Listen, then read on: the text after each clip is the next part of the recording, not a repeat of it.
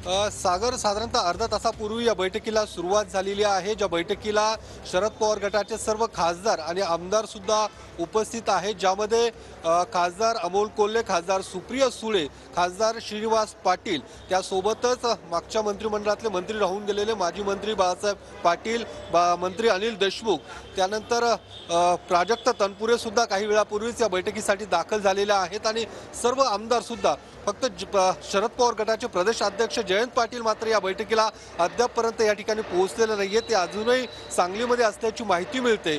मात्र या सर्व आमदार खासदारांची बैठक या ठिकाणी शरद पवारांनी तातडीने बोलवल्याचं कळतंय, कारण ज्या पद्धतीने राज्याच्या राजकारणातल्या घडामोडींना वेग येतोय, तर शरद पवार सुद्धा या संपूर्ण घडामोडींचं एकूण आकलन करून आज एक मोठा निर्णय घेण्याच्या तयारीत असल्याचं बोललं जातंय।